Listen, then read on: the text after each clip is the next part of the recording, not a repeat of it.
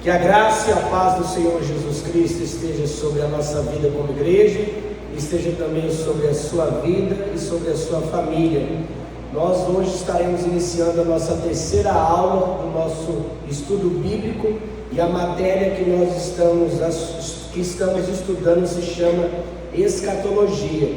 Eu, como pastor, vou estar fazendo aqui rapidamente um breve resumo da segunda aula. Eu já vou dar continuidade aonde nós concluímos a segunda aula também. Então, no segundo slide, nós vamos estar aí aprendendo novamente o porquê estudar escatologia.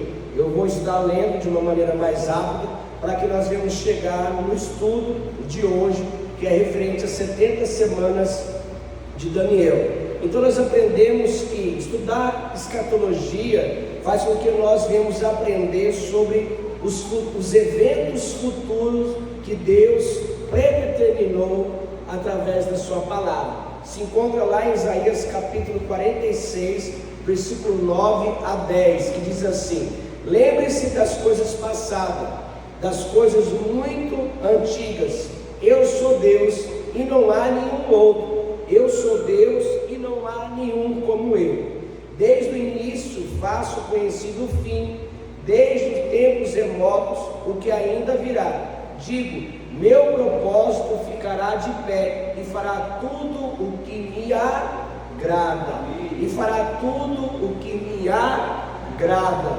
Ou seja, aqui a palavra fala que o profeta Isaías, inspirado por Deus, ele já vem revelando o fim de todas as coisas por intermédio da palavra de Deus. Ou seja, Deus ele não deixou o fim oculto, ele não deixou o fim para a igreja e para toda a humanidade como um mistério, uma interrogação. Não, o Senhor ele já revelou, ele já detalhou e ele esclareceu como se dará o fim de todas as coisas. Isso não gera para nós medo nem preocupação, muito menos ansiedade. Gera para nós a certeza e a convicção que no fim nós seremos mais do que vencedores em Cristo Jesus, de uma maneira literal. Hoje nós somos mais do que vencedores em Cristo Jesus de uma maneira espiritual e emocional, mas naquele grande dia será na literalidade da realidade a qual nos encontramos no dia de hoje. Estudaremos os 3 quadros proféticos do livro de Daniel, o discurso de Jesus no Monte das Oliveiras e o livro de Apocalipse. O que se estuda na matéria de escatologia que nós estaremos abordando aqui, que nós começamos desde a primeira aula, segunda aula e também na terceira aula de hoje. Nós já começamos a estudar na semana passada, semana retrasada, terça-feira, sobre o primeiro quadro profético, que era o quadro de Daniel. Então, quando nós, na verdade, vamos estudar escatologia, nós aprendemos que ela se inicia no livro de Daniel, e ali há 3 quadros proféticos, ou seja, 3 momentos proféticos que Deus revela a Daniel de coisas que iriam acontecer no futuro. E uma outra menção profética agora referente ao fim de todas as coisas, nós encontramos lá nos evangelhos do nosso Senhor Jesus Cristo. Ele já fala sobre o sermão do monte, e ali também fala sobre o sermão aonde fala do Monte das Oliveiras. E por último, o livro de Apocalipse. Nós estaremos estudando todos esses quadros proféticos, estaremos estudando sobre aquilo que Jesus falou no Monte das Oliveiras e no livro de Apocalipse, de uma maneira cronológica, que foram apresentadas à humanidade por meio da Bíblia. Presta atenção, cada quadro profético é construído sobre o anterior e traz mais luz acerca do assunto abordado nesse estudo escatológico. Ou seja, se a pessoa vai iniciar a escatologia e começa lá na fala de Jesus no Monte das Oliveiras, ele não vai ter a compreensão total de escatologia, ele vai ter apenas uma parte da compreensão. Se ele começar no livro de Apocalipse, Apocalipse piorou a situação escatológica dele. Ele tem que começar no início, e aonde começa? No livro de Daniel. Então agora nós vamos começar a entender de uma maneira, vamos dizer assim, mais detalhista, referente agora o primeiro quadro, que é o quadro do livro de Daniel. Coloca para nós aí o próximo slide, que já diz assim: o livro de Daniel é conhecido como o Apocalipse do Antigo Testamento. O tema central é a soberania absoluta de Deus sobre a história humana e os impérios mundiais. Nós vamos aprender em Daniel capítulo 2, versículo 26 a 45, o primeiro quadro profético do livro. E nós falamos na aula passada referente ao sonho que Nabucodonosor, imperador da Babilônia, teve. E nesse sonho apareceu aí, conforme está na imagem, a estátua que ele enxergou. E nós sabemos que, conforme nós aprendemos na aula anterior, que cada parte da estátua, ela é representada por um império. Então, nós aí vamos para o sonho e a interpretação. Como na aula anterior nós já lemos o texto que começa no verso 26 e vai até o verso 45, nós só vamos agora deixar bem claro a interpretação do sonho que Daniel coloca diante de Deus, diante do rei e diante de todos que estavam ali no palácio. Então coloca para nós aí a próxima slide, o sonho e a sua interpretação. Vamos começar lá pela cabeça de ouro. A cabeça de ouro ela era representada pelo império, igreja. Não, irmão, volta lá no começo, você já passou, volta. Deixa eu ver. Tá bom, deixa eu ver aqui. Eu que me... Ah, tá, repeti. Peraí.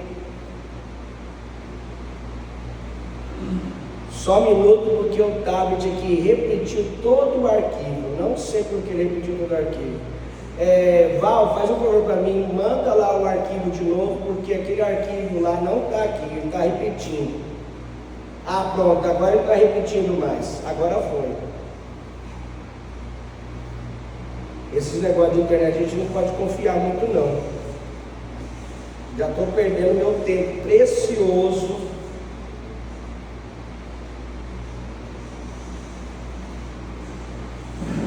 Olha que bênção, né? Você pega o arquivo de lá para cá já se corrompeu, infelizmente.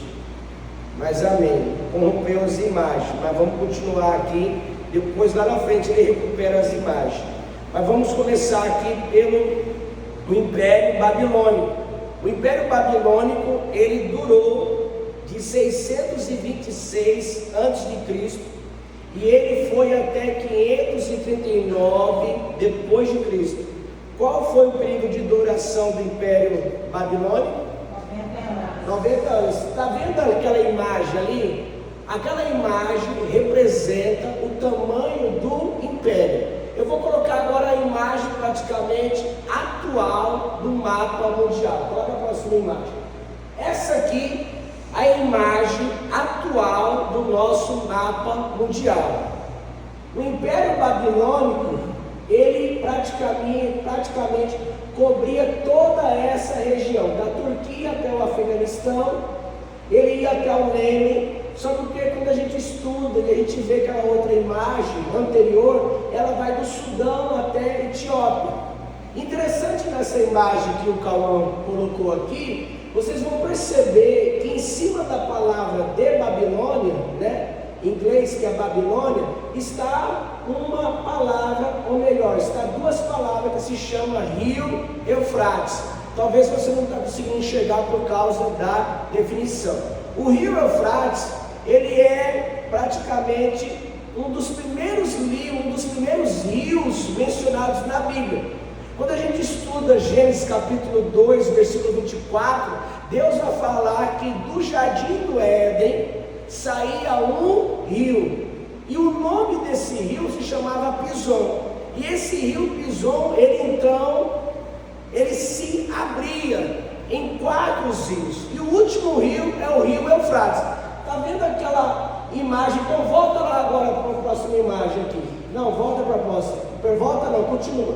Então, praticamente o Jardim do Éden, a gente não tem a localização geográfica exata, mas o Jardim do Éden, ele fica entre a Síria, Iraque e Jordânia. Por quê? Porque o rio Eufrates, ele banha todos esses 3 países. Aonde que o rio Eufrates, ele vai morrer? Ele vai morrer lá no mar do Mediterrâneo.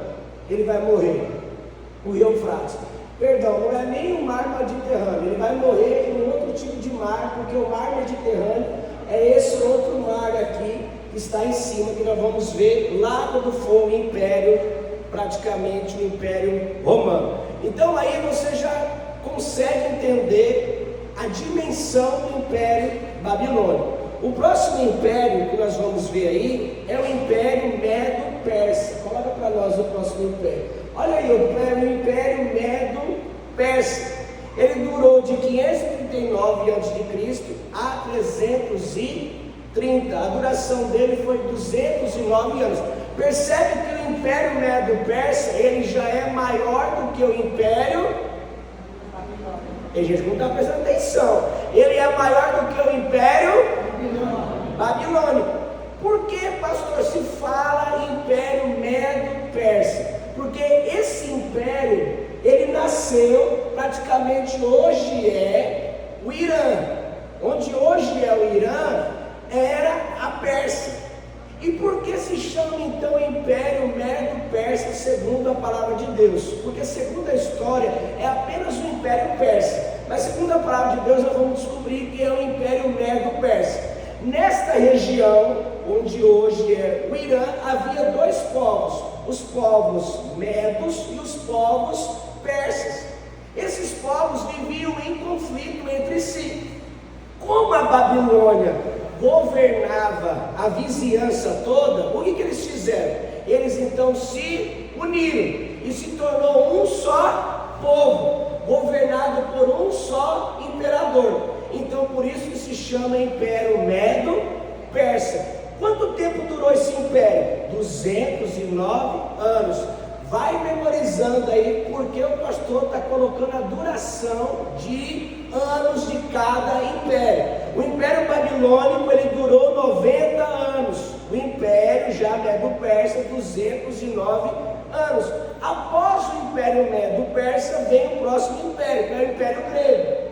Olha lá agora o tamanho do Império Grego. Está vendo o tamanho do Império Grego? Já é maior do que o Império Babilônico e já é maior do que o Império Medo-Persa. Quem aqui lembra de ter estudado ou de ter pelo menos assistido algum filme que fala sobre Alexandre o Grande? Vocês lembram? Alexandre o Grande, ele foi o maior imperador de todos os tempos. Nenhum imperador se aproxima de Alexandre o Grande. Por quê? Alexandre o Grande, ele conquistou todo o mundo antigo daquela época. Nem o Império Romano, eu digo assim, Império Romano no sentido de um imperador, ou Império Romano no sentido também de tamanho geográfico, chegou ao tamanho do Império Grego. Por quê? Porque Alexandre o Grande, ele era um homem muito inteligente. Quando você vai estudar sobre a história da vida dele, você vai aprender que ele começou a realmente se tornar um general de guerra já na juventude. Ele não esperou chegar a ter 30 anos, 40 anos para ser um general de guerra. É claro que ele vinha de uma linhagem real, mas ele com 20 e poucos anos, ele já era um general de guerra e já era vitorioso. Então, o que ele tinha? Ele tinha, além de ter muita disposição, de ter muita coragem, de ter muita ousadia, ele era ele era inteligente de uma maneira extrema, e ele era muito estrategista. Então, quando ele ia para a guerra, ele só comprava uma guerra que ele iria vencer. Ele não comprava uma sabendo que ele iria perder, ou ele não entrava em uma guerra em dúvida, ele tinha certeza que ele ia vencer. Por isso que o império chegou aonde chegou. Infelizmente, ele não durou muito tempo, Alexandre o Grande. Ele morreu com menos de 50 anos. E segundo a própria história, não é uma história bem assim registrada, porque a história não consegue dizer do que ele morreu. Dizem que ele morreu de uma enfermidade, mas quando a gente assiste o filme Alexandre o Grande, a gente vai buscando também outras informações, a gente vai descobrir que ele morreu porque os seus próprios amigos o traíram. Ou seja, os próprios amigos de Alexandre o Grande tinham inveja dele. Ou seja, quando a gente contextualiza para a nossa realidade, quando a gente começa a se tornar relevante demais, muito usado por Deus, ou quando nós começamos a alcançar um sucesso em nossa carreira, ou um sucesso financeiro, o que acontece? A inveja das pessoas começa a crescer. E o desejo das pessoas para que nós venhamos cair por terra aumenta também. Por isso que é necessário que a nossa vida venha estar constantemente no Senhor, no altar, na caminhada da fé. Então nós aprendemos que o Império Grego, ele durou 184 anos. Agora nós vamos para a última, vamos dizer assim, a penúltima parte da estátua. A penúltima parte da estátua é as pernas de que, igreja? De ferro. Representa qual império? Representa qual império? Império Romano. Agora você percebe que o Império Romano, ele não se encontra no mesmo lugar onde estava o Império Babilônico, o Império Medo-Persa e o Império Grego. Ele só pega uma parte do Império Grego, ele pega uma parte do Império Babilônico, mas ele não chega lá na capital da Babilônia, muito menos da capital persa. Por quê? Porque esse império é um império que, de certa maneira, lá na frente dele vai se originar os demais países, que são a Europa e tantos outros países europeus. Então, olha o tamanho desse império. Está vendo esse mar aqui? Esse mar aqui tem um estreito que fica ali entre a África, no final aqui, entre a África e a Grã-Bretanha. Então, ali que entra o mar, e esse mar se chama Mar do Mediterrâneo. Não é um oceano, mas é um mar. Porque o Império Romano era muito forte. Ele era muito forte porque ele tinha milhares de soldados, mas ele também era muito forte porque ele governava pelos mares. Ou seja, não existia navios de batalhas iguais aos navios romanos. Então, aonde ele chegava em todos esses outros países aqui, ele chegava em navios grandiosos, com inúmeros soldados romanos, e eles eram de uma maneira extrema, violentos, e eles eram muito inteligentes e estrategistas. Por isso que esse império foi o império que mais durou. É o império que ele durou milênio. Olha o que nós vamos aprender aí, Você vai aprender que ele iniciou em 146 a.C., foi ele que derrubou o Império Grego, e ele teve a sua primeira separação. Preste bem atenção aqui, volta lá na imagem agora da estátua, você vai saber por que ele está nas pernas. Olha lá, quantas pernas tem a estátua? Quantas pernas tem a estátua? Em 395 esse império foi dividido. A estátua ela tem duas pernas. Você pode perceber que o Império Babilônico não tem duas cabeças. O Império Medo-Persa não tem dois troncos. O Império Grego, que é a cintura, não tem duas cinturas. Mas o Império Romano já estava profetizado que em 395 ele ia sofrer uma divisão, aonde nasce de certa maneira o Império bizantino, lá em Constantinopla. Ou seja, o Império Romano se dividiu. E não é que nasceu o Império Bizantino, era o Império Romano-Bizantino, que estava agora em Constantinopla. E o Império maior, que é o Império Romano, se encontrava onde? Na capital, Roma. Mas esse império só veio realmente ser destruído completamente foi em 1456 depois de Cristo.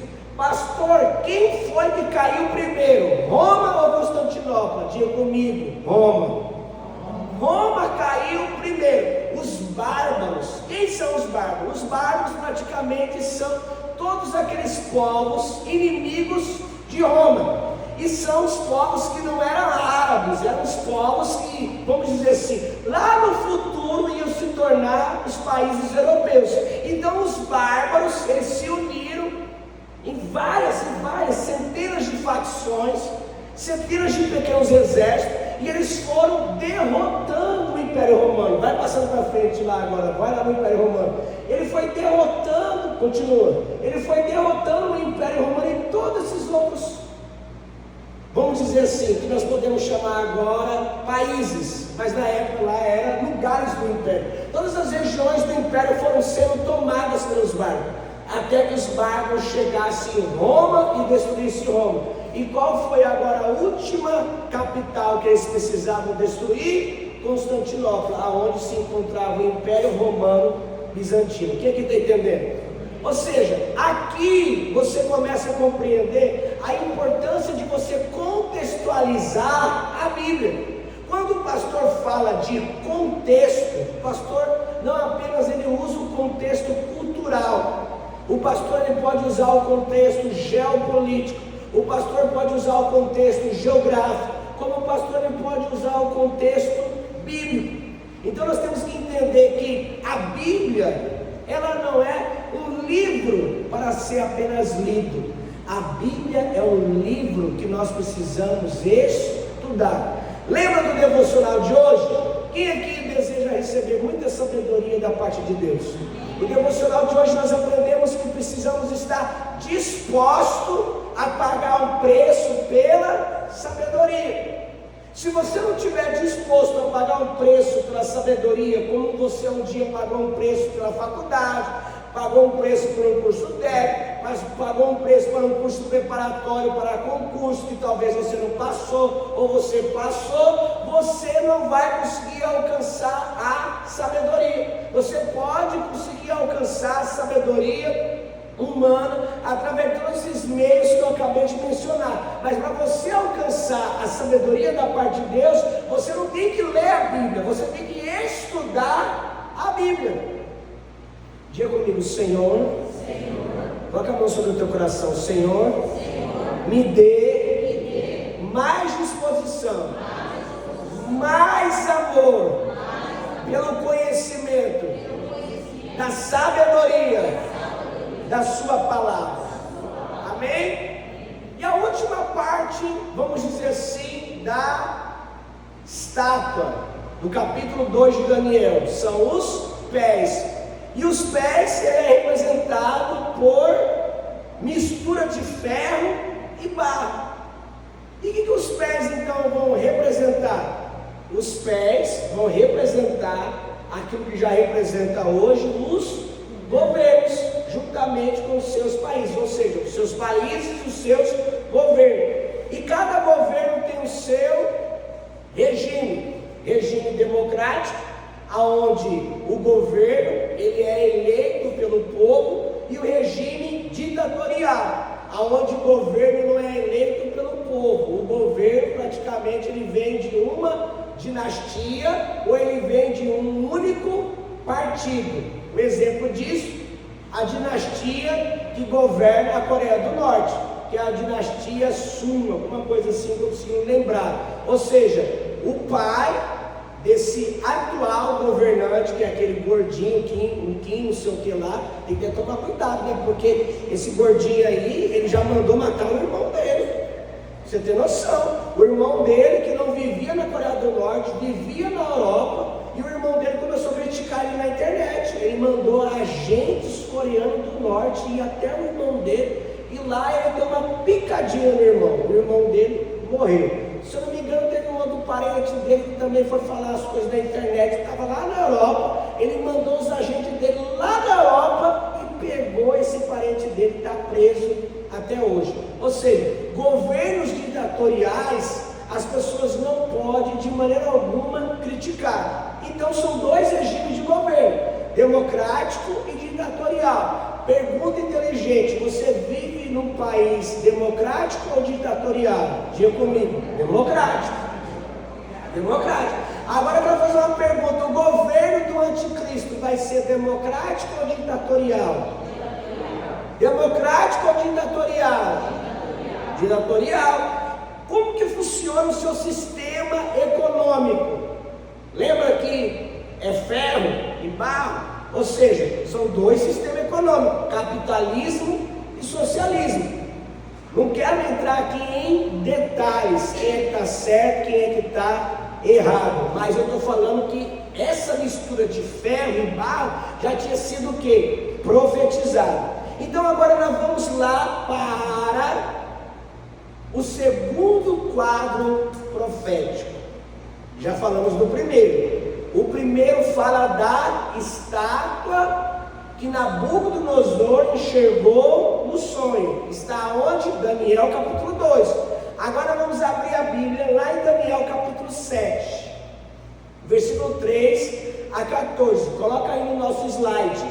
Daniel 13 a 14. Amém? Em Daniel 13 a 14, ele vai, de certa maneira, discorrer esse versículo. Mas lembra que no final da interpretação do sonho que Daniel deu a Nabucodonosor, no capítulo 2, ele fala que, depois que ele viu essa estátua e ele interpretou cada parte da estátua, vamos assim dizer, ele fala que veio uma grande pedra e bateu aonde, igreja? Bateu na cabeça da estátua?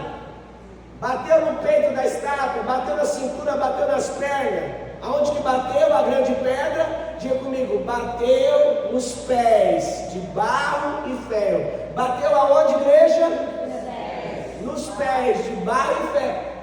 A grande pedra veio e bateu nos pés, que são, vamos dizer assim, os países atuais que se encontram hoje. Então olha o que nós aprendemos aí. A pedra cortada sem auxílio de mãos é o reino messiânico, que destruindo todos os outros reinos, finaliza o tempo de dominação dos gentios. Agora o pastor vai esclarecer. Daniel 7, 13 a 14, diz assim: vi alguém semelhante a um filho de um homem, vindo com as nuvens dos céus. Ele se aproximou do ancião e foi conduzido à sua presença. A ele foram dados autoridade, glória e reino. Todos os povos, nações e homens de todas as línguas o adoraram. Seu domínio é um domínio eterno, que não acabará, e o seu reino jamais será. E o seu reino jamais será. Então o que Daniel viu? Ele viu alguém semelhante ao filho do homem. Quando você lê essa passagem na Bíblia, ou ouvir alguém falar na Bíblia, essa passagem que fala semelhante ao filho do homem, ou falar sobre filho do homem, está apontando para o Messias, está apontando para Jesus. Quando Jesus nasceu de Maria, Jesus nasceu como um animal ou ele nasceu como filho do homem? Ele nasceu como filho do homem, porque significa ele nasceu como um ser humano. Então está apontando para quem? Está apontando para Jesus. Então ele está falando assim, vi alguém semelhante ao filho de um homem, vindo com as nuvens dos céus. Ou seja, aqui ele está apontando não para a vinda de Jesus no ventre de Maria, ele está apontando agora para a segunda vinda de Jesus. Ele virá. Aí você vai aprender daqui a pouco que ele não virá sozinho, ele virá conosco, a sua igreja. lavada e remida no sangue do Cordeiro. Porque nós somos melhores? Não. Porque a igreja é a noiva de Cristo. Quando fala igreja, nós não estamos falando de um prédio batista, presbiteriano, católico, seja o que for. Nós estamos falando da igreja de Cristo. A igreja de Cristo é aquela que eu estava ensinando aqui para os irmãos que fizeram a aula de batismo. A igreja de Cristo é aquela igreja que preza pela verdade da palavra e busca viver essa verdade. Amém? Essa é a igreja de Cristo. Aí ele continua o verso 14: a ele foram dadas, ou melhor, a ele foram dados autoridade, glória e reino. Todos os povos, nações e homens de todas as línguas o adoraram. A pergunta que eu faço para você: essa profecia se cumpriu? Não, porque todos os povos, todos os idiomas, todas as nações adoram a Deus, o Cristo vivo, ressurreto? Não, então a palavra ainda não se cumpriu. Agora você vai ver que Daniel foi o primeiro que declarou. Agora vem o penúltimo profeta da Bíblia. Eu não estou falando lá de João Batista. João Batista a gente sabe que é o último profeta da Bíblia. No Novo Testamento, nós estamos falando agora do Antigo Testamento. O último, ou melhor, o penúltimo profeta da Bíblia, que se chama Zacarias. Coloca para nós o slide aí. Zacarias capítulo 14, verso 4, 5 e 16. Olha o que diz aí no slide, presta atenção. Naquele dia, seus pés estarão sobre o monte das a leste de... Quando o Filho do Homem Jesus voltar, ele vai começar pelo Rio de Janeiro, ele vai começar por Nova York, ele vai começar por Londres. Aonde ele vai colocar os pés? Aonde? No Monte das Oliveiras, que fica a leste de... Não é a leste de Israel, a leste de Jerusalém. Qual é a capital religiosa de Israel, igreja? Jerusalém. Qual é a capital política de Israel? Tel Aviv. Então ele virá e pisará literalmente no Monte das Oliveiras. Agora fala aí, ele vem sozinho? Então o Senhor meu Deus virá com todos os seus santos. Amém. Calma, que lá em Apocalipse vai falar quem são os santos. Então os sobreviventes de todas as nações que atacaram Jerusalém. Agora aqui já é uma menção da grande tribulação, que você só vai aprender lá quando nós falarmos do quadro profético de Jesus no Monte das Oliveiras, que não é esse monte aqui. Quando Jesus estava aqui na terra pela primeira vez, ele falou sobre a menção profética da grande tribulação, mas aqui ele já está falando, virão aqueles que sobreviveram da grande tribulação de todas as nações. Eles atacaram Jerusalém, agora eles estão subindo uma vez por ano para adorar quem? Para adorar quem, igreja? A Deus. Mas aqui nós não estamos falando do Deus Pai, nós estamos falando do Deus Filho. Para adorar quem? Jesus. Nós temos que entender o seguinte: se Deus em sua glória descesse sobre a terra, o que ia acontecer com a terra? Quando Moisés falou assim: Senhor, me mostra quem tu és, me mostra a tua face, se revela a mim, eu quero te conhecer, porque ele conhecia a Deus somente através da voz. Ele sabia quem era Deus. Deus já tinha realizado sinais e maravilhas, já tinha tirado o povo do Egito através das pragas que enviou sobre o Egito, mas ele queria conhecer quem é Deus, como se estivesse conhecendo a missionária Cristina, o Doroelso.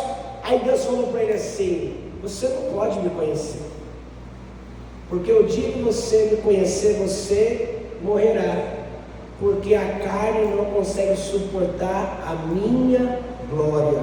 É claro que eu estou aqui só de certa maneira, traduzindo segundo as minhas palavras, mas segundo o versículo é parecido com isso.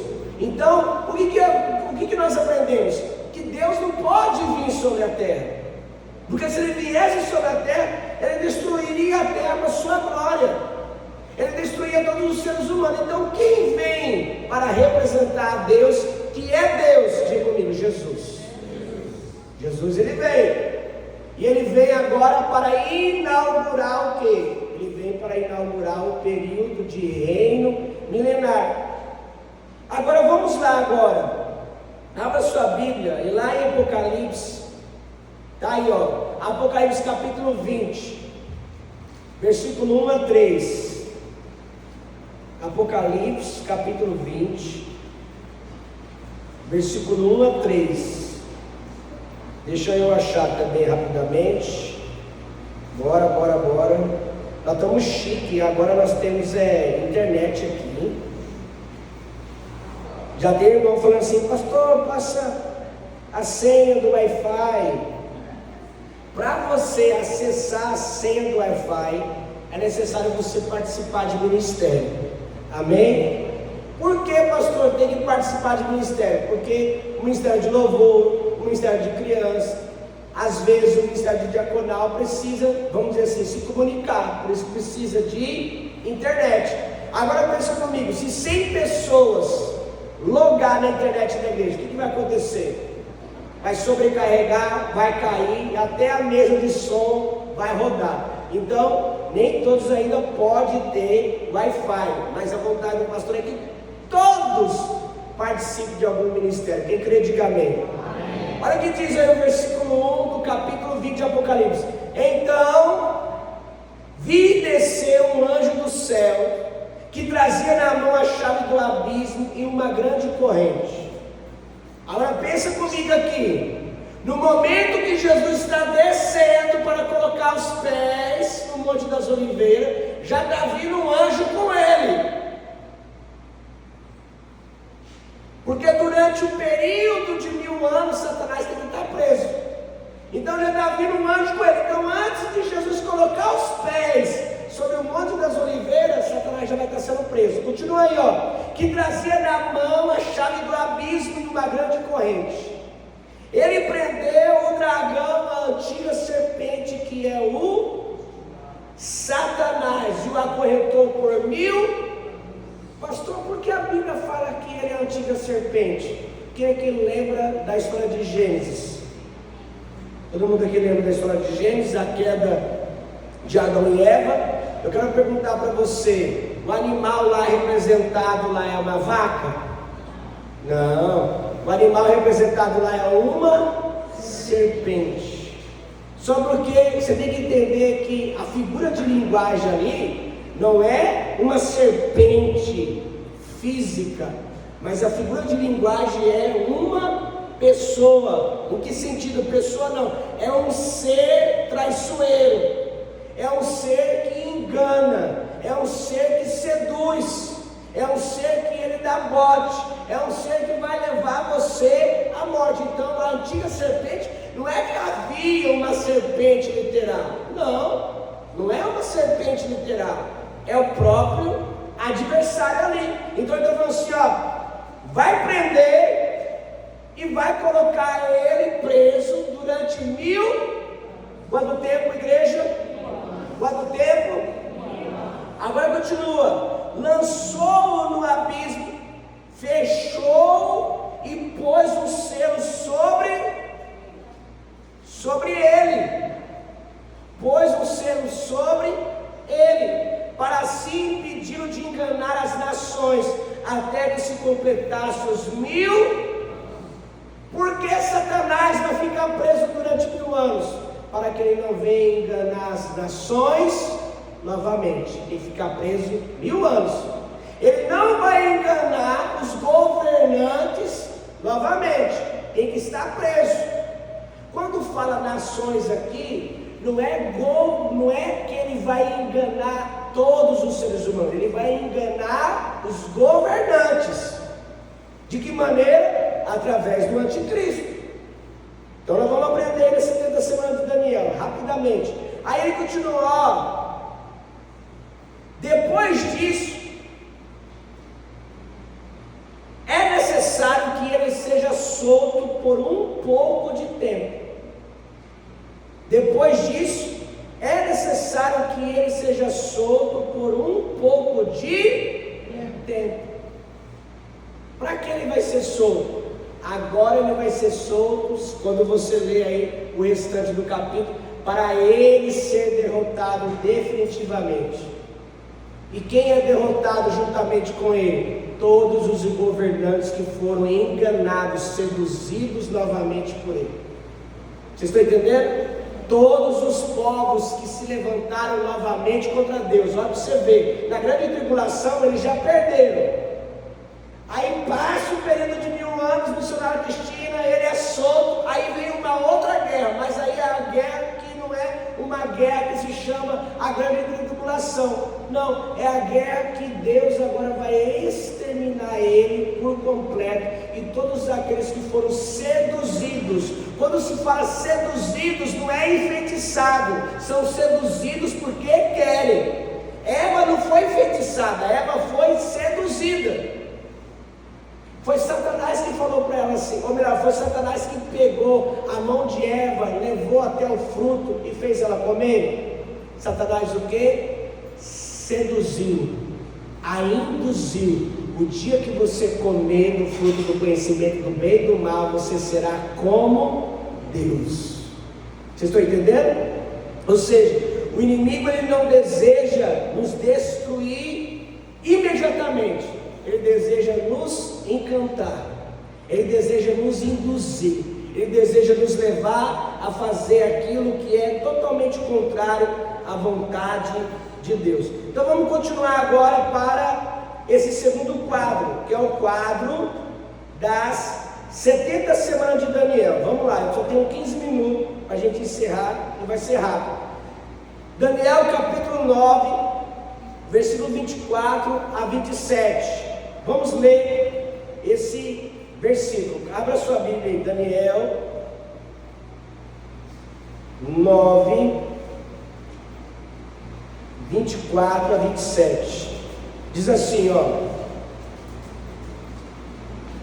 70 semanas estão decretadas para o seu povo e a sua cidade santa, a fim de acabar com a transgressão, dar fim ao pecado, expiar as iniquidades, trazer a justiça eterna, cumprir a visão e a profecia e ungir o lugar santíssimo. Verso 25: saiba e entenda que, a partir da promulgação do decreto que manda restaurar e reconstruir Jerusalém, até que o ungido, o príncipe, venha, haverá 7 semanas e 62 semanas. Presta atenção, haverá primeiro 7 semanas, após as 7 semanas haverá 62 semanas. 7 mais 62 equivale a qual número? Diga comigo, 69. 69. Aí continua: ela será reconstruída com praças e fosso, mas em tempos difíceis. Ela quem? Jerusalém. Depois das 62 semanas, o ungido será morto e não terá mais nada. A cidade e o santuário serão destruídos pelo povo do governante que virá. O seu fim virá como uma inundação. Guerras continuarão até o fim e desolações foram decretadas. Ele fará com muitos uma forte aliança que durará uma semana. Presta atenção. Quem vai fazer essa aliança que vai durar uma semana? Repita comigo: o anticristo. No meio da semana, uma semana, no meio da semana, ele dará fim ao sacrifício e à oferta. Em uma área do templo será colocada a abominação consoladora, até que chegue sobre ela o fim de que lhe foi decretado. Amém? Agora vamos entender aqui esse quadro das 70 semanas de Daniel. Coloca para nós lá, fazendo um favor. As 70 semanas de Daniel. Coloca o slide lá, fazendo um favor. Passa para frente todinho. Estamos ganhando tempo, vamos lá. Pronto, volta. Ó, as 70 semanas de Daniel. Por que eu coloquei que é igual 70 semanas de ano? Porque cada dia de uma semana, presta atenção, cada dia de uma semana equivale a 7 anos. Vocês estão entendendo? Cada dia de uma semana equivale a 7 anos. Quando você vai ler Levítico 25:8, Números 14:34 e Ezequiel 4:7, lá está falando como que faz essa contagem, que chega a 7 anos por semana, ou melhor, chega a 7 anos por dia. Então, se você pega 7 vezes 7, dá que valor? 49, correto? Ou seja, aqui a Bíblia já está apontando para o quê? Apontando para a reconstrução de Jerusalém. Agora coloca o próximo slide aí. O próximo slide, ele vai falar sobre o quê? Vai falar sobre o primeiro período desse quadro profético. Qual é o primeiro período desse quadro profético? É o período das 70 semanas. Olha lá, ó, 7 semanas. 7 semanas vai equivaler, na verdade não é 49 não, o pastor está fazendo o cálculo errado. 7 semanas vai equivaler a 69 semanas. A partir do momento que Daniel profetizou, começou já a contar? Não, só começou a contar 445 anos antes de Cristo, ou seja, demorou mais de um século para começar a contar a primeira semana. Só depois do decreto do rei Xerxes, que está lá em Neemias capítulo 2, no versículo 1 a 6, que o rei Xerxes, ele declara para que Neemias volte a Jerusalém e venha reconstruir Jerusalém. Agora começou a primeira semana, para terminar toda a construção de Israel, não de Jerusalém, toda a construção de Israel, diga comigo, levou 69 anos, amém? Só que 69 anos levou. Agora, nós ainda precisamos passar por 69 semanas. 69 semanas equivale a 434 anos. Durante esse período, o que estava ocorrendo na terra? Diga comigo, os impérios babilônicos, Medo-Persa, grego e por último romano. Isso, por último romano, passaram por aqui a terra. Aonde que se findava então os 434 anos? No nascimento de Jesus. Então, quando Jesus veio à terra, presta atenção, quando Jesus veio à terra, deu praticamente um total de 483 anos, zerou praticamente o tempo. Por quê? Porque a profecia completou 69 anos. Só vou fazer uma correção aqui, me perdoe. A verdade é, quando Jesus nasceu, e após os seus 30 anos, quando ele vai entrar em Jerusalém, para realmente se revelar a todos que ele é o Messias aguardado, o Salvador de todos, nesse ano completou 483 anos. Completou o que? 69 semanas. Completou o que, igreja? Quando é que completou 69 semanas? No ano que Jesus entrou em Jerusalém. Quando Jesus entrou em Jerusalém, o que ocorreu? A Bíblia fala que eles então fizeram praticamente um corredor E Jesus ele veio em cima de um cavalo branco e uma carruagem real. A Bíblia fala que Jesus ele veio em cima de um burrinho, jumento, jegue. Porque Jesus ele não entrou como rei? Porque Jesus primeiro ele veio como servo para servir a todos. Jesus ele veio para primeiro ser o exemplo. Jesus ele veio para mostrar para mim e para você o manual que meu Pai deixou para todos vocês através dos profetas. Esse manual que vocês não conseguem cumprir, que vocês não conseguem entender, que vocês não conseguem compreender, eu vou ensinar vocês a cumprir esse manual. Eu vou cumprir esse manual no lugar de vocês. E agora eu quero deixar bem claro que eu agora vou dar a vocês um novo manual. Eu vou dar a vocês agora um novo testamento. Eu vou dar a vocês um novo mandamento. E o mandamento que eu vos dou é esse: amarás o Senhor teu Deus de todo o teu coração, de todo entendimento, de toda a tua força, e amarás o próximo como eu, Jesus, vos amei. Ou seja, Jesus, ele não veio como rei esperado pelos judeus, o rei messiânico. Jesus ele veio como servo para mostrar: é possível, igreja, cumprir o manual. Mas você só consegue cumprir o manual em Cristo. Você só consegue viver o manual se você acessar o reino. Aonde está o reino, igreja? Está ali? Está aqui? Diga comigo: o reino está dentro de mim.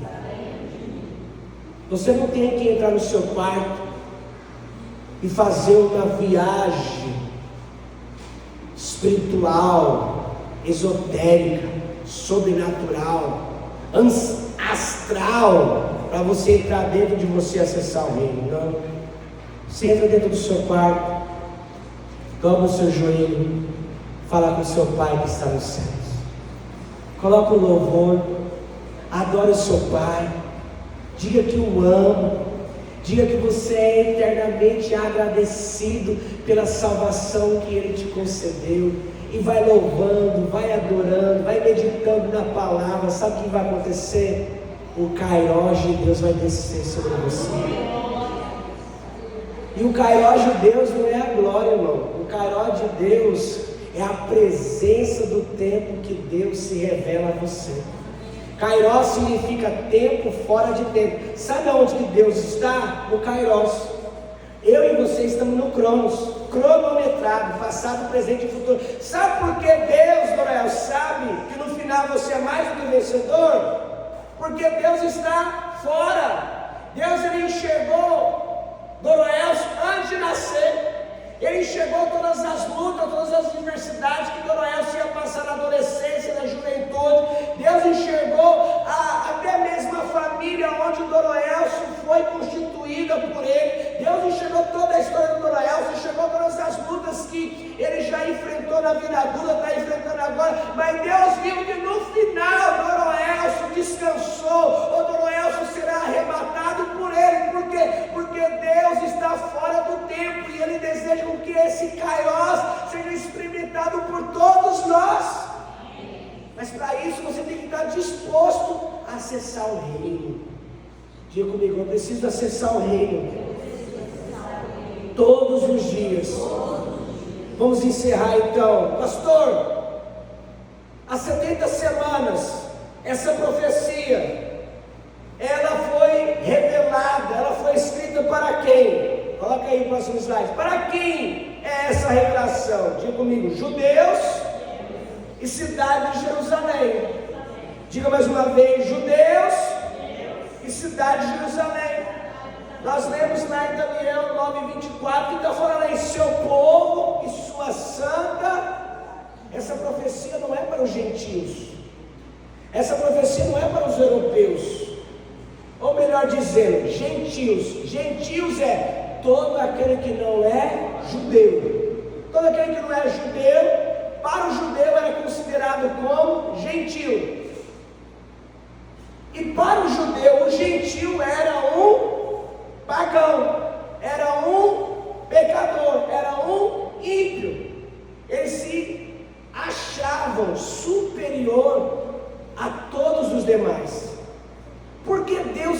está tratando de Israel? Porque Israel foi um povo que Deus criou para que pudesse, por meio desse povo, trazer a salvação, mas era um povo de dura serviço. Mas foi Deus que criou. Aonde que nós aprendemos que Deus criou? Lá em Abraão. Lembra que nós já estudamos isso? Deus criou o povo, Deus escolheu, Deus criou o povo do nada, mas era um povo difícil.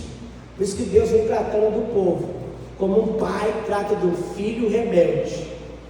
Quando nós falamos agora do judeu, nós não podemos ser de maneira alguma pessoas que criticam o judeu, que é contra o judeu, porque até isso mesmo é crime. O que nós podemos no máximo criticar é o ato do governo de Israel, não o judeu. O judeu é bem-vindo em qualquer lugar, porque existe o judeu ortodoxo, que ele segue à risca a palavra do Antigo Testamento. Existe o judeu secular, que ele é de boa, se dá bem com todo mundo. E existe também o judeu que é ateu, que não acredita em Abraão, não acredita em Isaac, não acredita em Jacó, não acredita em nada disso, que ele desconsidera tudo isso.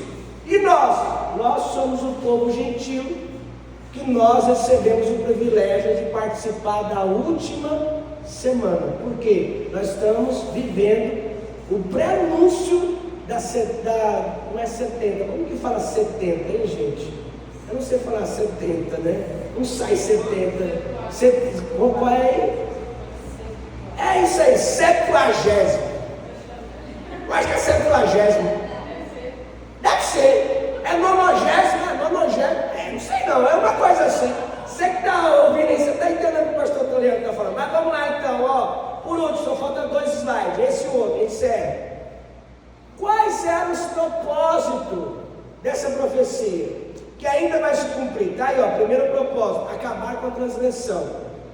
A pergunta, acabou com a transgressão? Não acabou com a transgressão. Segundo, dar fim ao pecado. Acabou com o pecado? Terceiro, expiar as culpas. O que é expiar? Expiar é retirar a culpa. E a culpa ela só é expiada por Jesus. Ou seja, a culpa de todas as nações, ou melhor, a culpa de Israel já foi expiada? Não. 4, trazer justiça eterna. Já se cumpriu? 5, cumprir a visão e a profecia, que o Messias virá para governar durante 1000 anos. Já se cumpriu? E por último, ungir o Santíssimo. Quem é o Santíssimo? O Santíssimo aqui não é o Santíssimo Jesus. O Santíssimo aqui é o Santíssimo lugar, aonde Ele virá e reinará para todo sempre. Já se cumpriu? Não, ou seja, essa profecia ainda está para se cumprir. Agora vamos lá, irmão, eu esqueci de colocar algo importantíssimo aí, não sei se a Val, vai lá naquela mensagem que você mandou para mim lá, ou que está aqui no meu WhatsApp. É muito importante, que eu conversando lá, eu acabei esquecendo, que isso aqui é só para encerrar, quer ver? Deixa eu ver aqui, importante, vou mandar para você aí, Val, vai lá fazer um favor, já ajuda lá. Sem isso aqui vocês não vão entender o final. Deixa eu ver. Uma bênção. Está aqui, ó. Pronto. Vou mandar para você a última imagem, Val. Aí você projeta ela. Coloca lá, projeta lá, fazendo um favor. Projeta essa imagem aí, que é a última imagem, que é a imagem da linha do tempo das 70 semanas. Vê se consegue colocar para mim aí. Enquanto isso, a linha do tempo das 70 semanas não foi projetada, tem alguém aqui com alguma dúvida? Não tem ninguém com alguma dúvida? Ou vocês estão com sono, ou vocês estão cansados, ou o pastor está explicando muito bem, ou vocês querem ir embora o mais rápido possível. Colocou aí a última, está quase, né? Está quase. Enquanto isso a gente vai orando em línguas aqui. Vou ter que editar esse final. Aleluias. Louvado seja o nome do Senhor.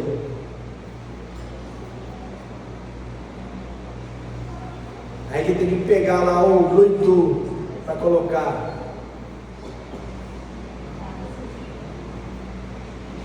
Pronto, olha aí a linha da última semana. Claro que vocês conseguem enxergar com uma nitidez. Desliga essa luz aqui, fazendo um favor, que eles vão enxergar com nitidez. Até você que está assistindo aí vai conseguir enxergar. Pronto, tá vendo lá, ó? Melhorou, melhorou? Não deixou bem explícito, mas melhorou a imagem. O que vocês percebem ali? Ó, vocês vão perceber que 27 DC significa depois de Cristo.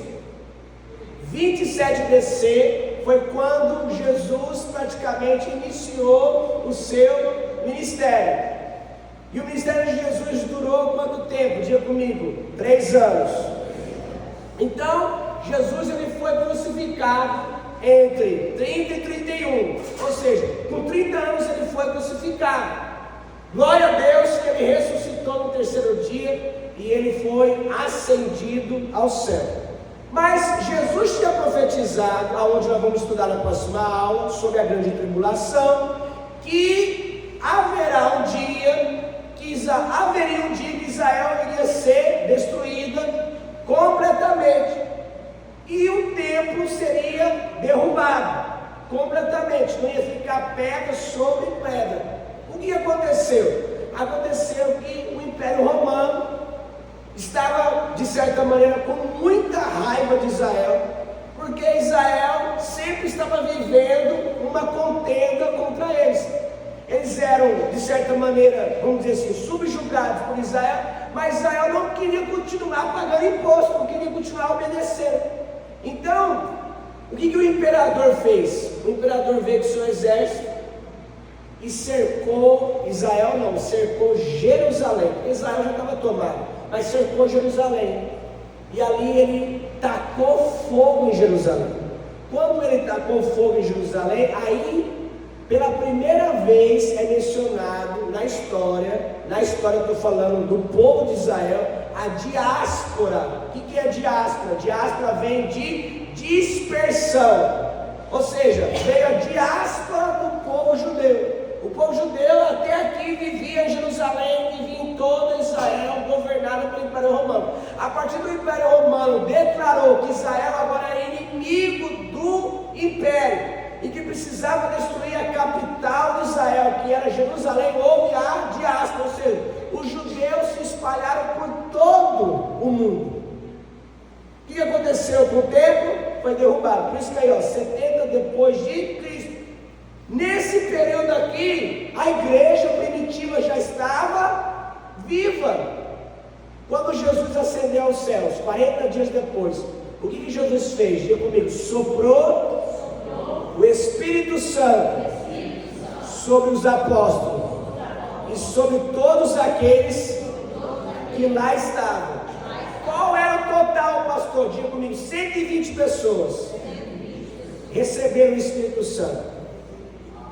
O Espírito Santo só foi dado a eles no final dos 40 dias. Soprou sobre eles o Espírito Santo. Pastor, onde que está? Vai lá em Atos capítulo 1, lê o capítulo 1 todinho, você vai encontrar essa história. Jesus soprou, agora o Espírito Santo adentrou dentro deles. E a Bíblia fala então que eles subiram para Jerusalém, já estavam na verdade em Jerusalém, voltaram para Jerusalém, porque Jesus, ele subiu no Monte das Oliveiras. Olha o que a Bíblia fala. A Bíblia fala que quando Jesus ascendeu os céus no Monte das Oliveiras. Interessante, no mesmo lugar aonde ele subiu, é o mesmo lugar que ele vai descer. Ó, estou todo arrepiado, eita glória.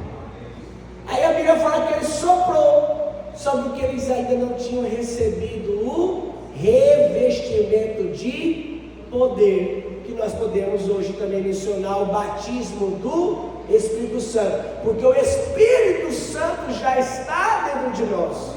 Mas é necessário buscar o que? O revestimento de poder. Quantos dias eles passaram orando, igreja? Quem é que sabe? Ninguém é que sabe. Quantos dias eles passaram orando? Ninguém é que sabe. Diga comigo, eles passaram 50 dias orando.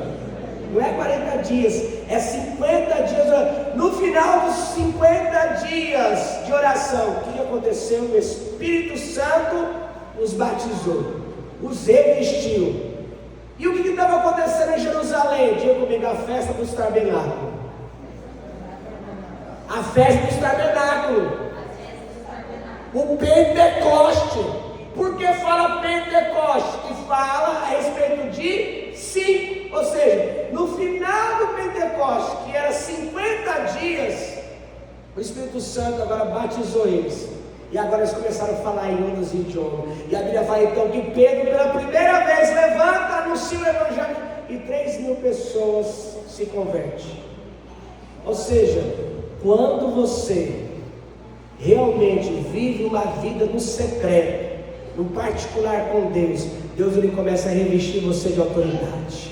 Deus ele começa a revestir você de unção. Deus ele começa a revestir você de glória. Quando você começar a anunciar as boas novas, as pessoas verão nos seus olhos o brilho, verão a luz de Cristo. As pessoas verão que você não está sendo hipócrita, que você não está mentindo, que você não está querendo manipular, mas que você está anunciando as boas novas do Reino, as boas novas do Senhor. Então, encerrando aí, nós estamos vivendo a era da igreja. Agora você está enxergando ali, a era da igreja. A era da igreja já passou de 2.000 anos. O Império Romano durou quantos anos? Mais de 1.000 anos. Ou seja, a gente já passou o Império Romano, tem 2.000 anos. A era da igreja. A gente não sabe quando é que vai ocorrer a grande tribulação. Agora, quando nós começarmos a estudar a quarta aula, nós vamos ver apontamentos proféticos que já está para dar o start da grande tribulação. Amém? Vamos colocar em pé, em nome do Senhor Jesus. Eu agradeço a você que esteve assistindo essa aula. Que Deus possa abençoar a sua família, que Deus possa abençoar a sua casa. E não se esqueça, não tenha medo. Tem o que, igreja? Deus abençoe. Vamos orar, irmãos.